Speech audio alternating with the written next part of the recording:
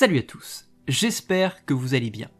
Et pour terminer ces cours de l'année de philo, il y en a eu quelques-uns, c'est le 3e il me semble, pour mes terminales qui sont en distanciel, puisque certes nous avons repris les cours, mais une partie des cours est en présentiel et l'autre en distanciel.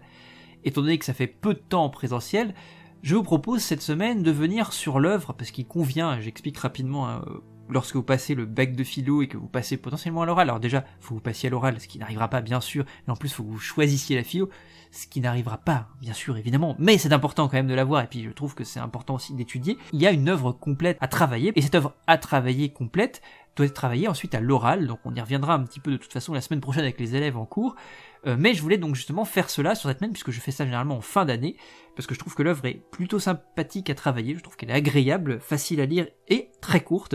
Il s'agira donc de la lettre à Ménécée d'Épicure. Alors c'est un texte très court, c'est ça que je trouve intéressant pour les élèves, parce que c'est pas forcément facile de lire un pavé de philo. Là, en gros, selon les éditions, c'est un texte qui doit faire 6 pages ou 7 pages à tout casser au maximum, et ça dépend de plein de choses après, donc c'est un texte très court. Je vais alterner la lecture du texte. Alors il est très facile à trouver sur internet, et puis il y a des éditions, je vous conseille l'édition Garnet-Flammarion Philo, qui est très bien faite, que j'ai reçue l'an dernier et que je trouve très très bien faite. C'est pas un placement produit, j'ai pas de départ chez Garnet-Flammarion, c'est juste comme ça, je trouve qu'elle est très bien faite pour le coup, parce qu'il y a pas mal de textes annexes et connexes avec le texte d'Épicure, il y a une bonne explication, il y a une bonne remise en perspective. L'ici, et je me suis au passage inspiré de pas mal de choses dedans pour faire ce petit cours, avec un autre texte qui me semble qui est sur le web pédagogique et je trouve très bien sur la lettre à Ménécée aussi. Donc c'est un petit peu une compilation de tout ça. L'idée c'est qu'on va le lire ensemble, donc je vais faire paragraphe par paragraphe, et ensuite donner des petits éléments d'explication autour. Vous verrez que c'est un texte extrêmement simple, enfin je trouve relativement simple si je puis dire, à lire en tout cas, et dont on peut comprendre assez aisément si je puis dire, on va dire la forme, le fond général. Donc j'espère, et puis la thématique sur le bonheur, et je trouve très intéressante, et on a besoin de ça, un petit peu de joie et de bonheur actuellement. Donc je trouve que c'est bien d'étudier ce texte-là qui me semble être intéressant. Donc on va commencer, je vais alterner, de toute façon vous verrez sur le montage vidéo, ça vous aidera. Un visuel parce que c'est vraiment sous forme de podcast, donc un visuel pour la lecture, et un visuel, si je puis dire, pour la partie explication. Donc j'espère que ça vous conviendra, n'hésitez pas à poser des questions bien sûr dans les commentaires, et puis j'espère que ça plaira d'ailleurs aux autres, au passage, qui ne sont pas mes élèves, mais ça peut faire un truc intéressant. Je trouve que c'est un texte qui encore une fois est très pratique, pragmatique, j'entends empirique, même s'il y a pas mal d'éléments théoriques évidemment, mais je trouve que c'est une mise en pratique qui est relativement intéressante et aisée si je trouve. Vous me direz justement à la fin, c'est intéressant.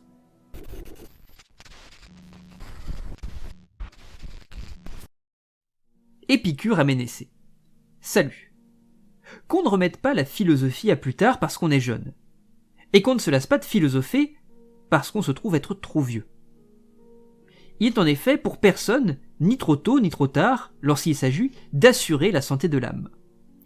Or celui qui dit que le moment de philosopher n'est pas encore venu, ou que ce moment est passé, est semblable à celui qui dit, s'agissant du bonheur, que le moment n'est pas encore venu, ou qu'il est passé. Par conséquent, doivent philosopher aussi bien le jeune que le vieillard, celui-ci afin qu'en vieillissant il reste jeune sous l'effet du bien, par la gratitude qu'il éprouve à l'égard des événements passés, et celui-ci afin que, tout jeune qu'il soit, il soit aussi un ancien, par son absence de crainte devant ce qui va arriver. Il faut donc consacrer ses soins à ce qui produit le bonheur, tant il est vrai que, lorsqu'il est présent, nous avons tout, et que, lorsqu'il est absent, nous faisons tout pour l'avoir.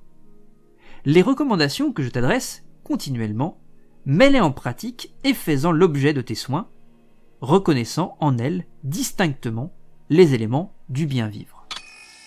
Donc très rapidement, en guise d'introduction, il faut quand même poser l'idée que Épicure appartient au matérialisme antique, hérité de Démocrite. On entre dans ce qu'on appelle l'atomisme. C'est le premier penseur qui affirme que dans la nature, il n'existe que des atomes, atomisme, et du vide. Et la connaissance de la nature, la physique, on avait parlé de ça, la physique et la science de la nature, consiste à comprendre que de la matière au vivant, il y a une continuité. Donc tous les corps sont formés à partir d'atomes et de leur agrégation plus ou moins subtile. On verra justement que chez les hommes, pour Épicure, être humain j'entends, il y a une agrégation, on va dire, moins subtile si je puis dire des atomes, là où chez les dieux, et c'est justement ce qui amènera l'idée de dire qu'il ne faut pas craindre les dieux, il y a une agrégation plus subtile, mais agrégation d'atomes tout de même. C'est-à-dire qu'ils sont faits de la même matière que nous, ils sont matériels, les dieux. Mais c'est plus subtil et c'est pour ça qu'on ne perçoit pas leur corps. Donc la question ici que pose Épicure, dans la lettre à Ménécée, qu'il adresse à Ménécée, c'est très simplement la suivante, quelles sont les conditions pour atteindre le bonheur, bien vivre, être heureux? C'est aussi simple que ça. Pour Épicure, la réponse, la thèse qu'il posera à partir des différentes étapes, justement différentes conditions qui permettent d'être heureux, seul le savant, le sage, peut être heureux. Seul celui qui connaît justement et qui n'est pas esclave de ses croyances, troublé par ses croyances, puisque pour Épicure, les croyances troublent l'âme, c'est parce que le savant, le sage, connaît, et qu'en connaissant, il fait s'évanouir ce qui trouble son âme, les croyances qui troublent son âme, alors qu'il sait ce qui est, et donc il n'est plus troublé. Et pour lui, il y a deux conditions immédiates pour atteindre le bonheur, ce qu'on va voir au tout début, l'absence de crainte des dieux et de la mort, puis ensuite, qui sont moins immédiates, qui sont médiates si je puis dire, la discrimination des désirs, qui est une autre étape si je puis dire, et puis pour le coup une dernière chose, l'idée de s'écarter, d'éviter la souffrance. Pour commencer d'ailleurs, et j'attire votre attention là-dessus, puisque c'est aussi un peu à vous que je m'adresse et à vous qui s'adresse si je puis dire, puisque en tant qu'élève j'entends, il n'est jamais trop tôt pour philosopher, et inversement, il n'est jamais trop tard pour philosopher. Donc si vous voulez, pour être heureux, par la philosophie, puisque la philosophie est une manière dans la mesure où elle nous amène à être savant, à être sage, pour être donc philosophe, faire de la philosophie et donc conséquentiellement être heureux, il n'y a pas d'âge. Chacun peut philosopher, quel que soit son âge, qu'il soit très jeune, ou très vieux. Il n'est jamais trop tôt ni trop tard. Contrairement à Platon, qui pose l'idée que la philosophie c'est réservé plutôt aux hommes mûrs, ceux qui ont déjà une connaissance, qui ont un cursus scientifique, et l'idée, si vous voulez, c'est que la philosophie, c'est un peu le couronnement de toute cette formation en mathématiques, en connaissance des sciences de la nature, en physique, etc. Non, ici, n'importe qui peut le faire, quel que soit son bagage. Il n'y a pas besoin d'avoir un bagage pour philosopher. La philosophie est l'affaire de tout le monde.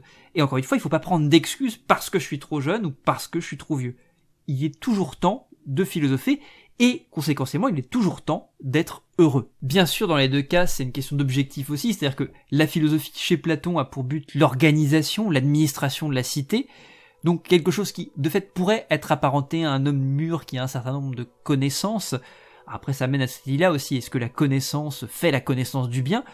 Ça ramène à toutes ces questions-là aussi sur la question de l'illusion du philosophe roi, notamment chez Platon. Est-ce que le philosophe est le plus à même, par sa connaissance philosophique, parce qu'il est sage, pour administrer la cité idéale, si je puis dire, ou est-ce que ce n'est qu'une illusion du philosophe roi? Chez Épicure, c'est différent, c'est-à-dire que la philosophie, la connaissance philosophique, vise le souverain bien, pas le bien de la cité, le souverain bien, le plus grand bien de tous les biens, mais pas à une échelle, encore une fois, politique.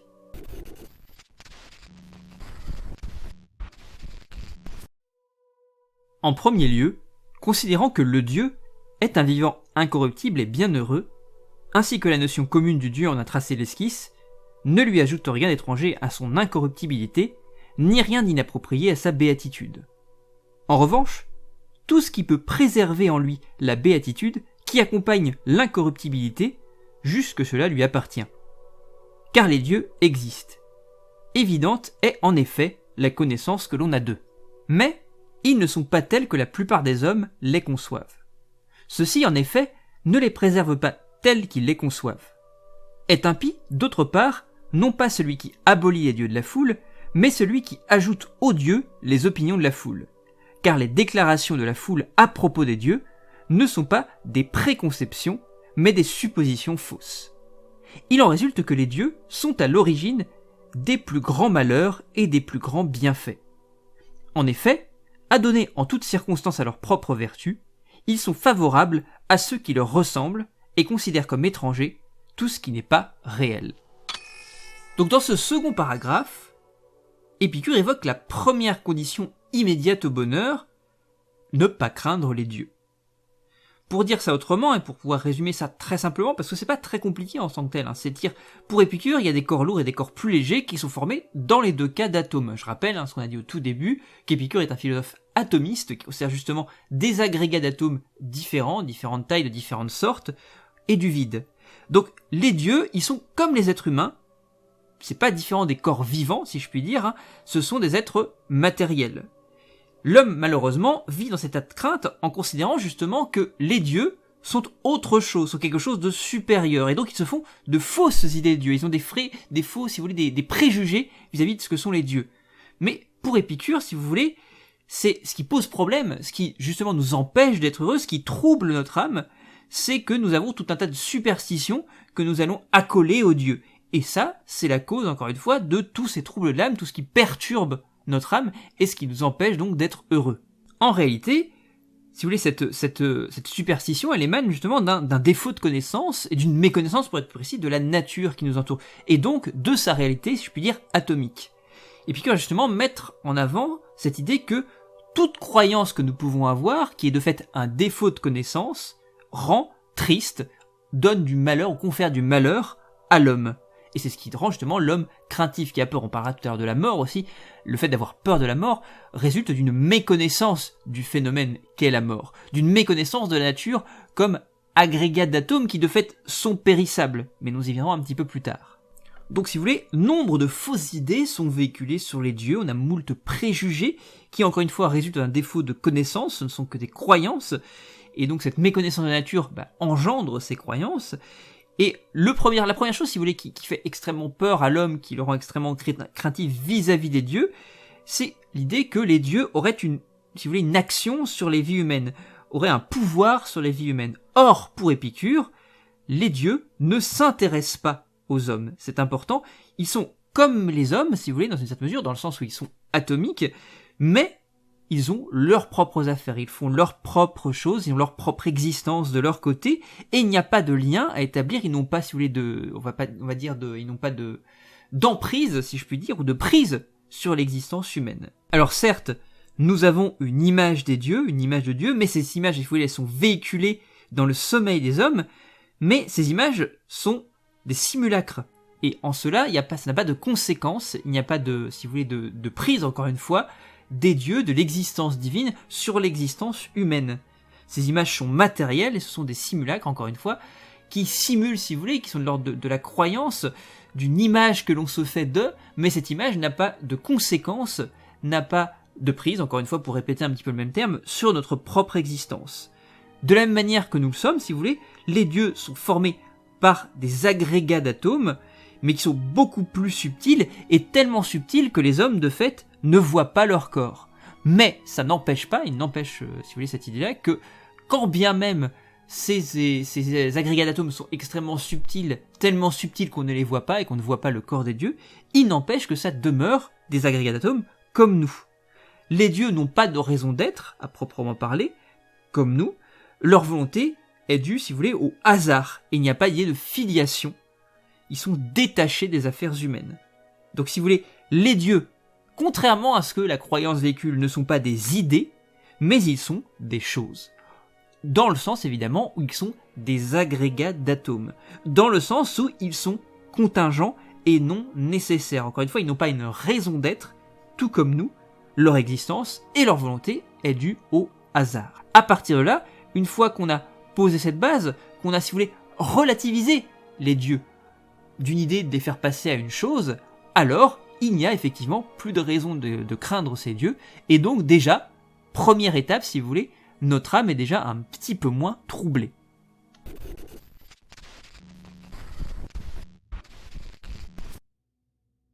Accoutume-toi à considérer que la mort n'est rien pour nous, puisque tout bien et tout mal sont contenus dans la sensation. Or, la mort est privation de sensation. Par suite, la surconnaissance que la mort n'est rien pour nous fait que le caractère mortel de la vie est source de jouissance. Non pas en ajoutant à la vie un temps illimité, mais au contraire en la débarrassant du regret de ne pas être immortel. En effet, il n'y a rien de terrifiant dans le fait de vivre pour qui a réellement saisi qu'il n'y a rien de terrifiant dans le fait de ne pas vivre. Aussi parle-t-il, pour ne rien dire, celui qui dit craindre la mort, non pour la douleur qu'il éprouvera en sa présence, mais pour la douleur qu'il éprouve parce qu'elle doit arriver un jour. Car ce dont la présence ne nous gêne pas ne suscite qu'une douleur sans fondement quand on s'y attend. Ainsi, le plus effroyable des maux, la mort, n'est rien pour nous étant donné précisément que quand nous sommes, la mort n'est pas présente. Et que quand la mort est présente, alors nous ne sommes pas. Elle n'est donc ni pour les vivants, ni pour ceux qui sont morts, étant donné précisément qu'elle n'est rien pour les premiers et que les seconds ne sont plus. Mais la plupart des hommes tantôt fuient la mort comme s'il était le plus grand des maux, tantôt la choisissent comme une manière de se délivrer des maux de la vie. Le sage, pour sa part, ne rejette pas la vie et il ne craint pas non plus de ne pas vivre, car vivre ne l'accable pas et il ne juge pas non plus que de ne pas vivre soit un mal. Et de même qu'il ne choisit nullement la nourriture la plus abondante, mais la plus agréable, il ne cherche pas non plus à jouir du moment le plus long, mais du plus agréable. Quant à celui qui recommande au jeune homme de bien vivre et au vieillard de bien achever de vivre, il est stupide, non seulement si l'on tient compte des satisfactions que la vie procure, mais aussi parce que c'est par un seul et même soin que l'on parvient à bien vivre et à bien mourir. Et il est encore bien pire celui qui dit que c'est une belle chose que de ne pas être né, et une fois né de franchir au plus vite les portes d'Hadès. En effet, s'il est convaincu de ce qu'il affirme ainsi, comment se fait-il qu'il ne quitte pas la vie ? De fait, c'est à sa portée pourvu qu'il soit fermement déterminé. En revanche, c'est une plaisanterie de sa part, il parle pour ne rien dire sur des questions qui ne l'admettent pas. Il faut en outre garder en mémoire que ce qui va arriver n'est pas en tout point sous notre gouverne, et qu'il n'y échappe pas non plus en tout point, afin que nous ne nous l'attendions pas, comme s'il devait infailliblement se produire, et que nous ne nourrissions pas non plus l'espoir qu'il ne se produise absolument pas. Ce troisième paragraphe pose la seconde condition immédiate du bonheur, dans la mesure, encore une fois, où l'idée de ne plus craindre les choses qui troublent notre âme, puisque la crainte est un trouble de l'âme, ne pas craindre la mort. Puisque de fait, qu'est-ce qui fait peur dans la mort ? C'est l'absence de sensation. C'est toutes ces pensées qui reposent sur cette illusion au sujet de la vie après la mort. L'illusion de se sentir ce qui est contraire au plaisir. Nous craignons la mort parce que, sous-entendu la mort, nous craignons que le corps souffre. Or, la mort n'est plus souffrance, puisque par définition, dès lors que nous sommes morts, alors nous ne sommes plus vivants. Et la souffrance est l'apanage de la vie. Il faut vivre pour pouvoir avoir des sensations. La mort, dès lors, en tant que non-vie, n'est plus sensation. Donc nous ne devons pas craindre de la mort qu'elle nous apporte des sensations douloureuses, qu'elle nous apporte la souffrance, puisque de fait, elle est la négation de la sensation.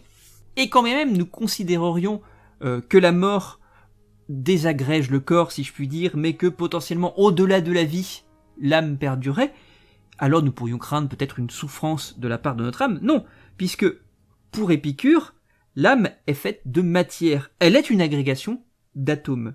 Et étant donné que la mort est désagrégation, alors nous ne pouvons pas craindre non plus que notre âme souffre. Nous craignons de fait la mort, par la mort si vous voulez, d'être privés du plaisir de la vie. Il n'en est rien en réalité, puisque nous en serons privés certes, mais ce ne sera pas désagréable puisque dès lors nous ne serons plus. Donc il convient nécessairement de prendre en compte que une fois mort, on ne sent plus rien. Et à partir de là, pourquoi craindrions-nous quelque chose de laquelle nous ne pouvons rien craindre, puisque de fait, elle n'aura aucune conséquence sur moi. Et bien au contraire, on pourrait formuler ça comme ceci, que mourir signifie vivre sans crainte. La philosophie est un exercice pour bien vivre et apprendre que la mort n'est rien pour nous. Il est très important. À partir de là, si je prends en considération que la mort n'est rien pour moi, alors ça fait un élément de moins qui amène mon âme à craindre, qui amène le trouble de mon âme. Et c'est seul par la connaissance de la physique, par la connaissance de la nature qui nous entoure, qui est un agrégat, encore une fois, d'atomes, que nous pouvons, dès lors, faire disparaître cette crainte de la mort et gagner, encore une fois, un petit peu d'apaisement, si je puis dire, de l'âme. On reviendra sur l'ataraxie un petit peu plus tard.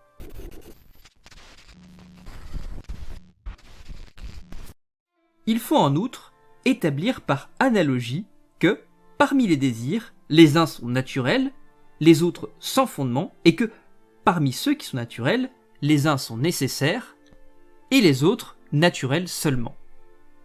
Parmi ceux qui sont nécessaires, les uns sont nécessaires au bonheur, d'autres à l'absence de dysfonctionnement dans le corps, et d'autres à la vie elle-même. En effet, une étude rigoureuse des désirs permet de rapporter tout choix et tout refus à la santé du corps et à l'absence de troubles dans l'âme, puisque c'est cela la fin de la vie bienheureuse. C'est en effet en vue de cela que nous faisons tout afin de ne pas souffrir et de ne pas éprouver de crainte. Mais Une fois que cet état s'est réalisé en nous, toute la tempête de l'âme se dissipe. Le vivant, n'ayant pas besoin de se mettre en marche vers quelque chose qui lui manquerait, ni à rechercher quelque chose d'autre, grâce à laquelle le bien de l'âme et du corps trouverait conjointement sa plénitude. C'est en effet quand nous souffrons de l'absence du plaisir que nous avons besoin du plaisir. Mais quand nous ne souffrons pas, nous n'avons plus besoin du plaisir. Voilà pourquoi nous disons que le plaisir est principe et fin de la vie bienheureuse. Nous savons en effet qu'il est un bien premier et apparenté, et c'est en partant de lui que nous commençons, en toutes circonstances, à choisir et à refuser, et c'est à lui que nous aboutissons, parce que nous discernons tout bien en nous servant de l'affection comme d'une règle. Pour Épicure, il y a donc plusieurs désirs, et il convient, dans notre recherche du plaisir, puisque le plaisir est le commencement de la vie heureuse, si vous voulez, pour Épicure, il va quand même falloir établir une discrimination des désirs, ne pas tous les satisfaire. Parmi ces désirs, évidemment, il y a des désirs qui sont des désirs naturels et nécessaires, qu'il convient de satisfaire dans la mesure où ils permettent le bon fonctionnement du corps, ce qu'on avait parlé quand on parlait de besoins, notamment en cours, évidemment, donc la base, si vous voulez, le carburant de notre corps, qu'il convient boire, manger, etc. J'entends boire et manger, c'est boire par exemple de l'eau et manger du pain pour pouvoir satisfaire la base, encore une fois, de mes besoins, du fonctionnement de mon corps, pour que celui-ci puisse vivre, tout simplement. Ensuite, il y a des désirs qui sont plutôt vains, et là on parlera plutôt, on avait fait la distinction, si vous voulez, entre besoin et désir, on parlera justement dans ce cas du désir, de ce qui est contingent, de ce qui n'est pas nécessaire à notre fonctionnement, alors qui sont aussi des désirs qui peuvent donner du plaisir, que l'on peut satisfaire évidemment, mais dont il convient de ne pas trop abuser, puisque dans une certaine mesure, on a vu ça au cours, tout désir, j'entends contingent, tout désir vain, peut accompagner, être accompagné, si vous voulez, si vous le satisfaites en, si je puis dire, en excès, va apporter nécessairement de la souffrance. Manger, c'est nécessaire au bon fonctionnement de mon corps. Trop manger m'amènera forcément, à terme, quelque chose de désagréable, encore une fois, de souffrance. Si je mange trop, je vais avoir une indigestion. Si je bois très bien, parce que j'ai besoin de boire, si je bois trop, prenons l'exemple de l'alcool, si je sors un peu de l'eau en tant que telle, parce qu'on peut constater déjà que l'alcool, le fait de boire par exemple une bière ou autre, est déjà vain, c'est déjà un désir vain, mais si vous voulez, encore une fois, en excès, c'est pas bon non plus. Ça va me porter de la souffrance. Donc là, on est sur des désirs vains. Et puis, il y a des désirs qui sont à rechercher, à proprement parler. Des désirs qui, pour le coup, sont nécessaires dans ma quête du bonheur. Des désirs, si vous voulez, qui sont dans l'optique de quelque chose de durable, de ne pas éphémère. Là où, pour le coup, les désirs vains sont assez éphémères. Manger, boire, manger un bout de gâteau au chocolat, manger un burger, ce que vous voulez, boire une bière, ça reste vain. Et ça reste éphémère. C'est-à-dire que le plaisir que vous allez en tirer, fatalement, va très vite s'étioler, de manière vraiment nécessaire. Là où, au contraire, les désirs qui sont nécessaires au bonheur sont des désirs qui sont durables, que l'on va conserver, qui se font de fait sur la durée, qui ne se consomment pas de telle sorte que le désir vain va se consommer. L'amitié, l'amour, la philosophie, la connaissance, toutes ces choses qui, encore une fois, sont durables, ne sont pas éphémères, pour reprendre le terme que j'ai utilisé tout à l'heure, qui permettent de nous rendre heureux, parce que le fait, la connaissance, ce qu'on a déjà commencé à voir, permet justement de faire disparaître les croyances qui, chez l'individu, chez l'humain, suscitent la crainte qui est un trouble de l'âme, et donc ce trouble de l'âme qui va à l'encontre du bonheur. Si je connais la nature qui m'entoure, pour prendre un exemple, encore une fois, de désir nécessaire au bonheur, alors, la crainte, issue de ces croyances qui vont s'évanouir, va donc disparaître, et je vais arriver dans un état où il n'y aura plus de trouble de l'âme, ce qu'on appelle fondamentalement, chez Épicure, l'ataraxie, l'absence de trouble de l'âme. Donc il convient de s'interroger sur ces désirs pour pouvoir justement avoir une approche discriminante des désirs. La question simple qu'on se pose, c'est qu'est-ce que m'apporterait la satisfaction de tel ou tel désir ? Serait-ce quelque chose, encore une fois, de nécessaire au bon fonctionnement de mon corps ? Serait-ce quelque chose de vain que, pourquoi pas, je peux satisfaire de manière ponctuelle, mais il faut que je fasse attention justement de ne pas trop justement en profiter et trop le satisfaire au point que ça en devienne une souffrance, ou est-ce que ça c'est pour le coup là où ce désir vain sera éphémère, est-ce que ce que je vais satisfaire là, ce désir, ne va pas m'apporter un plaisir durable, une connaissance, encore une fois, pour prendre cette idée de la quête de la connaissance, qui va me permettre justement de faire se dissiper mes craintes et donc d'arriver à un état beaucoup plus stable pour que mon âme soit moins taraudée par divers craintes qui de fait vont m'éloigner du bonheur. Et le critère fondamental qui va me permettre de répondre justement à ça, à cette satisfaction, à qu'est-ce que je dois satisfaire et pourquoi je satisfais cela, c'est la nature qui va m'indiquer par le plaisir ou son contraire si vous voulez la douleur, les désirs dont je dois m'écarter et ceux dont la satisfaction va me permettre de devenir heureux.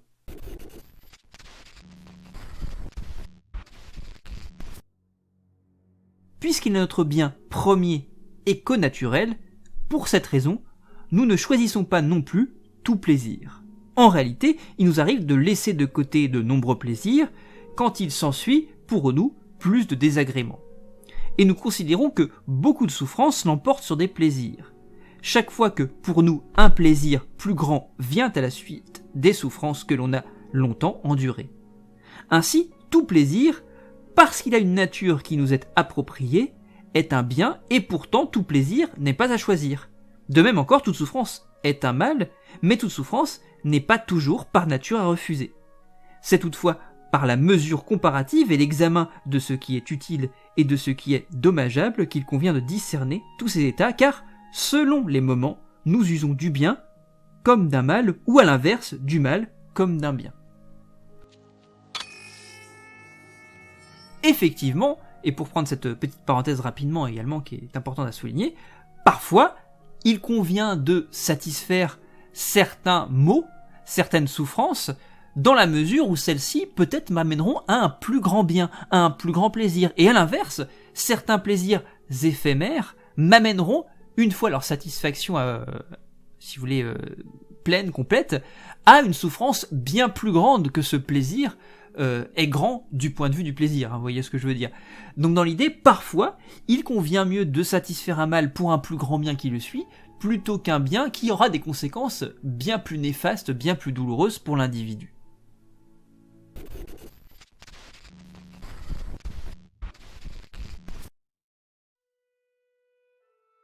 Par ailleurs, nous considérons l'autosuffisance, elle aussi comme un grand bien, non pas dans l'idée de faire avec peu en toutes circonstances, mais afin que, dans le cas où nous n'avons pas beaucoup, nous nous contentions de peu, parce que nous sommes légitimement convaincus que ceux qui ont le moins besoin de l'abondance sont ceux qui en tirent le plus de jouissance, et que tout ce qui est naturel est facile à acquérir, alors qu'il est difficile d'accéder à ce qui est sans fondement.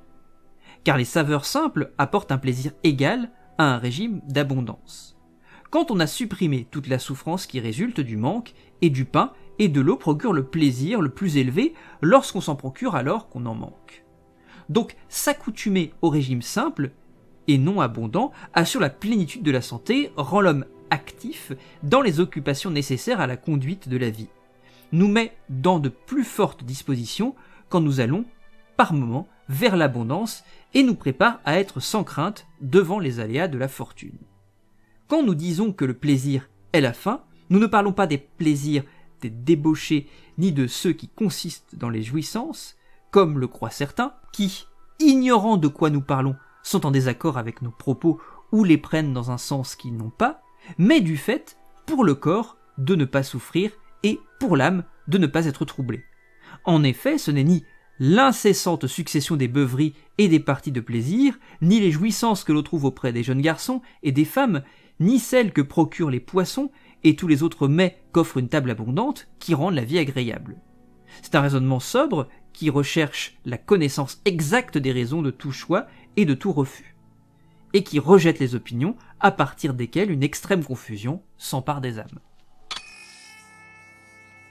Alors ici, effectivement, on en revient aussi à cette image, alors ce cliché que nous avons de ce qu'est l'épicurisme, qui est de dire l'épicurien, celui qui se vautre dans le plaisir, parce qu'il considère de fait que le plaisir est le commencement de la vie heureuse. Donc si c'est le commencement de la vie heureuse, prenons un max de plaisir pour pouvoir, on va dire, de manière exponentielle, augmenter notre accès au bonheur, si je puis dire. Or, ce qu'Épicure explique bien ici, c'est qu'il convient justement, pour ne pas souffrir, pour arriver à cette absence de trouble de l'âme, qui est justement le bonheur, à cette ataraxie qui permet l'accès au bonheur, il convient justement de satisfaire et de plutôt mener une vie simple. Un individu qui mènera une vie simple si vous voulez, de manière relative à son existence, prendra bien plus de plaisir en obtenant de manière simple les choses simples dont il demande simplement accès, si je puis dire, qu'un individu qui, se vautrant dans quelque chose de bien plus faste, de bien plus exigeant, fatalement, quand la fortune, la malchance, l'amènera par exemple à perdre l'accès à ces choses complexes, à ces choses fastes, eh bien il va souffrir d'autant plus. Là où si vous vous contentez de peu, dans une certaine mesure, eh bien vous serez bien plus heureux, puisque dès lors que vous obtiendrez ce peu simplement, il ne vous faudra pas grand chose pour l'obtenir, alors vous maximiserez votre plaisir. De la même manière, un individu qui vit dans le faste, encore une fois, dans un cadre, si vous voulez, où il a moult richesses, moult mets extrêmement délicieux et délicats dans lesquels il se vautre, il va toujours être inquiet de les perdre. Là où, encore une fois, l'individu se satisfaisant du plus simple, je reviens à cette idée, pour citer Balou, par sûr, il en faut peu pour être heureux, mais c'est ça, c'est l'idée simple, il en faut peu pour être heureux, et mieux vaut se contenter de peu, encore une fois, pour ne pas souffrir trop de ne pas pouvoir accéder à quelque chose qui est bien plus important, bien plus complexe d'accès, bien plus, encore une fois, je vais réutiliser le mot faste, mais bien plus faste et bien plus, si vous voulez, dans la demande excessive. Chez Épicure, le plaisir obtenu s'appelle l'ataraxie, ce qu'on disait tout à l'heure, l'absence de trouble de l'âme, c'est un plaisir qui est procuré par la négation, c'est-à-dire par l'absence d'inquiétude, de crainte. Si vous voulez, c'est dans l'absence, dans la privation, que le plaisir s'accomplit. C'est un plaisir qui est donc en repos. Prenons un exemple concret, pour le corps, c'est l'absence de douleur, de soif qui s'oppose à un plaisir en mouvement, qui est celui de boire. Donc pour l'âme, c'est l'ataraxie, l'absence de trouble, qui s'oppose au plaisir en mouvement, celui de la gaieté et de la joie. Donc c'est important encore une fois de poser cette base-là, qui est de dire encore une fois, ce n'est pas l'individu qui se vautre dans le plaisir, qui satisfait le plaisir de manière vraiment concrète, c'est pas là-dedans qu'est le véritable plaisir, c'est pas dans ce plaisir en mouvement, c'est dans le plaisir justement, comme le dit Épicure, en repos, où on est à l'arrêt, c'est dans justement cette absence de trouble, cette privation, que vous avez un plaisir qui est beaucoup plus à même de vous rendre heureux. Et si on compare le plaisir en mouvement et le plaisir en repos, le plaisir en repos, du corps ou de l'âme d'ailleurs, c'est un plaisir qui est insurpassable, qui rend tout autre désir complètement superflu. La nature, une fois qu'elle est satisfaite, elle ne réclame rien d'autre, rien de plus que la modestie de la satisfaction de sa faim ou de sa soif. Dès lors que j'ai obtenu la base, que j'ai répondu aux besoins, que j'ai donné du carburant à mon corps, que la nature est satisfaite, alors, il n'y a rien de plus. Tout le reste, encore une fois, paraît superflu. Et le désir, dès lors, est calmé, et lorsqu'il est calmé, grâce à cette satisfaction-là, sur encore une fois, ces plaisirs nécessaires, alors, de fait, mon âme n'est plus troublée. Elle est également dans ce sorte de repos, dans cette absence de trouble. Dès lors, il convient, c'est nécessaire, de savoir ce qui nous satisfait. Et à partir de là, une fois que je sais ce qui me satisfait, eh bien, j'ai une idée de tout ce qui est de l'ordre du bien matériel, si je peux dire, superflu. Donc l'homme, de fait, à partir de là, une fois qu'il sait ce qu'il désire, qu'il sait ce qui le satisfait, il va discriminer, encore une fois, se débarrasser de tous les autres désirs superflus, vains, qui vont de fait troubler son âme, et à partir de là, l'homme se connaît mieux lui-même, et à partir de là, nécessairement, cette approche philosophique va s'accompagner du bonheur.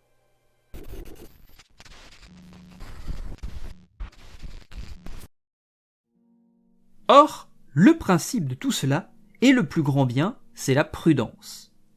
C'est pourquoi la prudence est plus respectable encore que la philosophie, car elle entraîne naturellement tout le reste des vertus, enseignant qu'il n'est pas possible de mener une vie agréable qui ne soit pas prudente, belle et juste. Pas plus que la vie ne peut être prudente, belle et juste si elle n'est pas agréable. Car les vertus sont naturellement liées à la vie agréable, et la vie agréable en est inséparable. Dès lors, qui considères-tu comme supérieur à celui qui porte sur les dieux des jugements pieux? Qui demeure continuellement sans crainte devant la mort? Qui a pris en compte la fin de la nature? Il comprend que la limite des biens est facile à atteindre dans sa plénitude et à acquérir, alors que celle des maux dure peu de temps ou n'inflige que peu de peine. Il proclame d'autre part que le destin que certains présentent comme le maître de toute chose ne l'est pas. Il estime pour sa part que certaines choses se produisent par nécessité, tandis que d'autres sont le fait de la fortune et que d'autres encore sont en notre pouvoir parce que la nécessité ne peut rendre de compte. Quant à la fortune, il voit qu'elle est incertaine, tandis que ce qui est en notre pouvoir est sans maître et que le blâme et son contraire en sont la suite naturelle, puisqu'il vaudrait mieux suivre la fable sur les dieux que s'asservir au destin des physiciens. La première en effet désigne l'espoir de fléchir les dieux en les honorant, tandis que le second ne contient qu'une inflexible nécessité. Il comprend d'autre part que la fortune n'est ni un dieu, comme le croient la plupart des hommes, car rien de ce qui est accompli par un dieu n'est désordonné, ni une cause inconstante de tout. Il ne croit pas en effet que les hommes lui doivent le bien et le mal dont dépend la vie bienheureuse, mais que des prémices de bien et de maux importants ont été produites par elle, considérant qu'il vaut mieux être infortuné et bien raisonné que fortuné et mal raisonné. Car il est préférable que, dans nos actions, ce que nous avons décidé avec raison ne soit pas favorisé par la fortune. Ainsi, fais de ces choses et de celles qui, si apparentes, l'objet de tes soins, jour et nuit, pour toi-même et pour qui t'est semblable, et jamais, ni éveillé ni en songe, tu ne connaîtras de troubles profonds, mais tu vivras comme un dieu parmi les hommes. Car il n'est en rien semblable à un vivant mortel, l'homme qui vit au milieu des biens immortels. La prudence, la phronésis en grec, c'est la sagesse. Je vais prendre chez Aristote, la prudence c'est quoi ? C'est une vertu qui s'exerce par le raisonnement et qui unifie toutes les qualités morales. Chez Épicure, la norme de cette prudence, c'est le plaisir.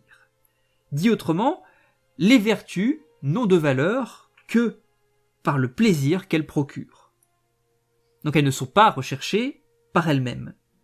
Les vertus sont des moyens nécessaires pour être heureux. Et elles n'obligent pas à se priver de certains plaisirs. Si vous voulez, pour faire le tour un petit peu de ce qu'est une vertu chez Épicure. Elles sont utiles car elles permettent d'atteindre le bonheur. Donc il y a 3 types de vertus que peut noter chez Épicure. La prudence, qui est un conseil pour la vie, qui offre, si vous voulez, une possibilité de choisir, de réfléchir. On a l'honnêteté, qui consiste à vivre sans honte et selon un certain modèle de valeur. Et enfin la justice, respecter les lois mises en place par les hommes. Pour conclure là-dessus, vivre avec prudence, honnêteté et justice, cela revient à vivre heureux. À partir de là, et pour faire suite un petit peu au listing qu'on a fait jusqu'à maintenant, pour vivre heureux, la première et la deuxième condition, c'est de ne pas avoir peur des dieux, ne pas avoir peur de la mort, puis la question du plaisir, qui est une condition nécessaire, bien sûr, un plaisir qu'on va choisir, il y a une discrimination des désirs qui sont nécessaires, pour pas satisfaire tous les désirs, parce que, encore une fois, tout désir n'est pas bon, et peut amener justement quelque chose qui va troubler votre âme, qui va amener donc de la souffrance. La 4e condition du bonheur, c'est la capacité à supporter la douleur. Puisque le plaisir, il a ses limites. Soit une douleur intense mais brève, soit une douleur faible mais durable. Et ce qui fait justement l'intensité particulièrement puissante, importante des douleurs, c'est qu'elles ne durent pas. Car elles conduisent inexorablement à la mort, et dès lors qu'on s'approche de la mort, de fait, elles vont diminuer, comme si l'on devenait insensible, de fait, à la douleur. À terme, puisque quand on meurt, il n'y a plus de sensibilité, donc plus de douleur. Donc si vous voulez, pour Épicure, si on avait à résumer ce que c'est que la douleur se définit comme un mouvement des atomes dans l'âme. Et on comprend bien sûr à terme, si vous voulez, que lorsque ces mouvements ne peuvent plus se produire, alors la douleur cesse, et donc on meurt. Donc si vous voulez, ça ramène à cette idée qu'il ne faut pas craindre la mort, dans la mesure, encore une fois, où dès lors que la mort advient, on est soulagé de la douleur, on est soulagé de la souffrance. Donc, face à la souffrance, la mort, dans une certaine mesure, est une délivrance à proprement parler. Alors qui n'est pas véritablement une délivrance, puisque de fait, il n'y a pas un après sensible. On arrive à la désagrégation, à l'absence de mouvement, à la disparition du mouvement de ces atomes. Donc on comprend de fait, à terme, pourquoi les vieillards ont une mémoire éduquée et ils supportent de fait mieux la douleur, par le souvenir de toutes les douleurs qu'ils ont eues dans le passé. Ça revient à cette idée de la relativité de l'échelle de la souffrance, sur notre manière de considérer la souffrance. Plus on a souffert, plus notre manière de supporter la douleur, de la conceptualiser, de la ressentir même, va être modifiée. La perception de ma douleur, la manière dont je vais comprendre ma souffrance, est tributaire de la souffrance que j'ai pu ressentir dans le passé et qui de fait va altérer ma perception. Dès lors, à la fin du texte que j'ai terminé de lire, à la fin de la lettre à Ménécée, il convient de noter aussi cette idée intéressante du destin et de la nécessité. Pour Épicure, il y a de fait une universelle nécessité, dans la mesure où il y a une nécessité naturelle, j'entends, qui est produite par les lois de la nature, mais ça ne veut pas pour autant dire qu'il y a un destin. Il y a une part de hasard. Et tout s'explique pour lui dans le mouvement des atomes. Si vous voulez, il y a 3 causes au mouvement des atomes. La nécessité externe qui va produire les chocs, la nécessité intérieure qui va produire la pesanteur, et le mouvement déviant de la liberté. Donc, ce qui produit les chocs, la nécessité externe, et la nécessité intérieure qui produit la pesanteur, qui là pour le coup sont l'universelle nécessité, vont être mis en balance, si je puis dire, avec un mouvement déviant, une déviation du mouvement qu'Épicure admet et qui va permettre justement d'expliquer une chose importante qui est la liberté fondamentalement, parce que sans liberté, il n'y a pas de bonheur possible. Donc cette liberté, elle est, si vous voulez, incarnée par la volonté, et c'est justement cette volonté qui est déviante par rapport à la nécessité, et qui va justement annihiler, si je puis dire, l'idée de destin, parce que s'il y a volonté, il n'y a pas de destin possible. Je peux choisir, je peux vouloir quelque chose sans que cette chose soit conditionnée par quelque chose d'extérieur. Et cette idée-là, c'est le hasard. Et ce hasard, si vous voulez, il se manifeste d'abord comme un phénomène inhérent à la nature. Il y a une instabilité, un désordre qu'on retrouve dans nos actions, dans notre volonté. Et au passage, à partir de là, notre vie, elle est composée par ce hasard. La matière est faite par le hasard. Le sage, celui qui va tirer le meilleur parti de ce hasard, de cette fortune. Celui qui va savoir, qui va réussir à satisfaire, si vous voulez, son désir, si je puis dire, minimal soit-il, aussi minimal soit-il, parce qu'il y a une exigence de minimalisme du désir, justement, dans la mesure où il y a le hasard et qu'il y a beaucoup d'aléas, et que quand bien même, encore une fois, comme je disais tout à l'heure, vous êtes extrêmement riche, vous vivez dans un cadre extrêmement faste, et vous avez des choses très très rares, et vous ne vivez que là-dessus, sur ces désirs qui sont des désirs vains, et bien ces désirs vains, par le hasard, peuvent soudainement disparaître, et là la souffrance sera d'autant plus grande. Celui qui est ça, justement, c'est qu'il va se satisfaire du peu de choses qu'il possède. Parce que il sera bien plus compliqué, si vous voulez, de perdre ce peu de choses, et quand même il perd tout, parce qu'il est habitué à peu de choses, eh bien la douleur, si vous voulez, qu'il aura à la perte, lorsqu'il y aura cette perte de ce peu de choses, sera moindre que si on perd énormément. À partir de là, certaines choses sont produites par la nécessité, effectivement, d'autres par le hasard, et enfin d'autres par nous-mêmes. Et pour Épicure, le reflet de ce désordre dans la nature, c'est le conflit social entre libertés individuelles. Le sage, c'est celui qui n'est pas en proie à la douleur, ni au trouble de l'âme. C'est celui qui va jouir de cet état d'ataraxie. Il jouit comme les dieux, puisque c'est la dernière phrase du texte, il a une sorte de paix absolue. Il est apaisé. Son âme n'est plus troublée. À l'état de veille comme à l'état de sommeil, il vit dans des biens immortels.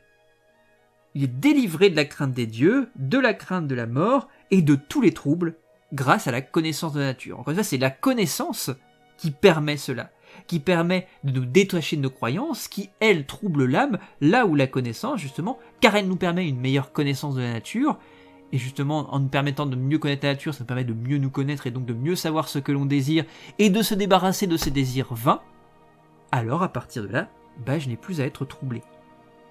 Donc le sage, véritablement, il connaît le bonheur.